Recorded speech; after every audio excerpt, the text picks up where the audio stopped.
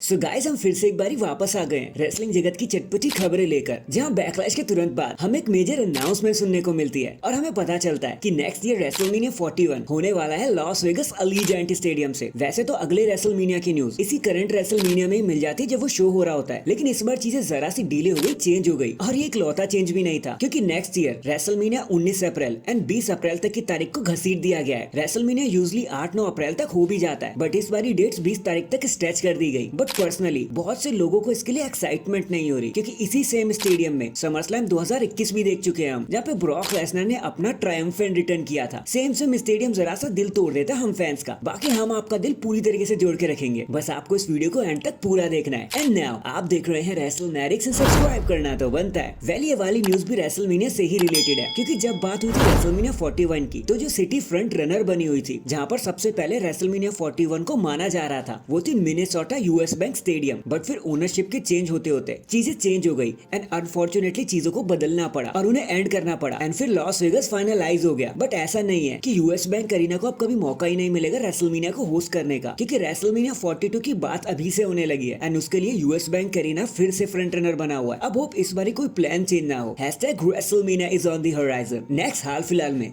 आप सभी ने नोटिस किया होगा कि WWE प्रोग्रामिंग के बीच में एक अजीब सा QR कोड शो हो रहा था, जो अक्सर तब यूज होता था जब ब्रे वाइट अपनी वापसी कर रहे होते थे, तो वहां पर ऐसे QR वर्जन यूज किया जाता था उनकी एंट्रेंस को बताने के लिए। बट क्योंकि अब ब्रे वाइट तो है नहीं, तो आपने सोचा होगा कि इस QR कोड का आखिर मतलब ही क्या है। So according to the report ये QR कोड अब क्रैक किया जा चुका है और ये QR कोड है एक फैक्शन के लिए जो WWE में बस आने ही वाली है, जिसमें होंगे बो डैलिस, एरिक रोवन, जोई जेसी, निकी क्रॉस एंड डेक्स्टर ल्यूमिस। ऐसा नहीं है कि हाल फिलहाल में ये चीजें एकदम से आ जाएंगी, इसके लिए जरा सा टाइम लगेगा, लेकिन एक दिन जरूर हो जाएगा। एंड ऑफ कोर्स इसके लीडर होने वाले हैं बो डैलिस, जो अंकल हाउडी के रूप में हमें वहाँ देखने को भी मिलेंगे। सुनने में तो ये जरा सा इंटरेस्टिंग एंड फैसिनेटिंग सा लग रहा है, हॉरर सी फीलिंग लेकर आएगा ये। बट लेट्स सी आगे चीजें इनके लिए कैसे काम करती हैं। इसके बाद अब क्योंकि द ट्राइबल चीफ चुपचाप ही रेसलमेनिया में हार कर चले गए, उसके बाद उन्होंने एक शब्द भी नहीं बोला। हमें बस वो हॉलीवुड में इधर से उधर नजर आए, लेकिन उन्होंने अपने चैंपियनशिप मैच के लिए जर्रा भी बात नहीं करी। तो आप पूछ रहे थे कि आखिरकार वो कब वापसी कर सकते हैं, तो लो जी लो, हम खुशखबरी लेकर आपके दरवाजे पर आ गए हैं। ढोल नगाड़े बजवा दो, क्योंकि अगस्त समरस्लैम क्लीवलैंड ब्राउन स्टेडियम में रोमन रेंज पक्के से अपना रिटर्न कर ही लेंगे। ऑब्वियसली वो ब्लड लाइन को औकात दिखाने ही आएंगे। अब वो आते ही कोडी रोड्स को तो मारने नहीं लग जाएंगे, ये तो ऑब्वियस सी बात है, क्योंकि उससे पहले वो सोलो सिकोवा से पूछेंगे कि भाई कब से ट्राइबल चीफ बनने लगे तुम, क्योंकि अभी तो रोमन को बहुत ज्यादा सवाल पूछने ब्लड लाइन से, और ये भी बताना है कि जब वो रेसलमेनिया में हार गए तो चीजें उनके लिए कैसी रही। तो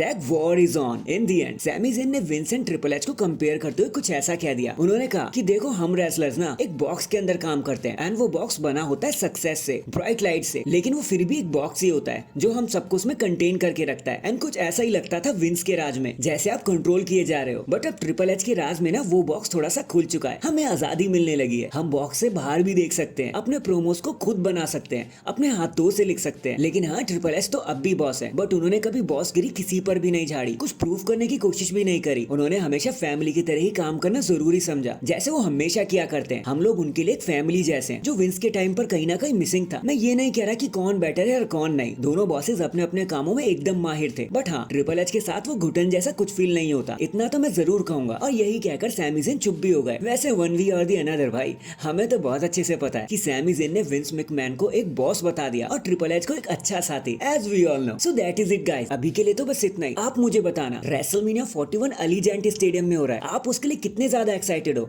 या फिर आप एक नया स्टेडियम देखना चाहते थे? कमेंट करके जरूर बताना। एंड चैनल पर नया है तो चैनल को जल्दी से लाइक एंड सब्सक्राइब कर दो। बाकी मैं मिलता हूँ आपसे किसी और अपडेट के साथ, तब तक के लिए अपना ख्याल रखें और खुश रहें।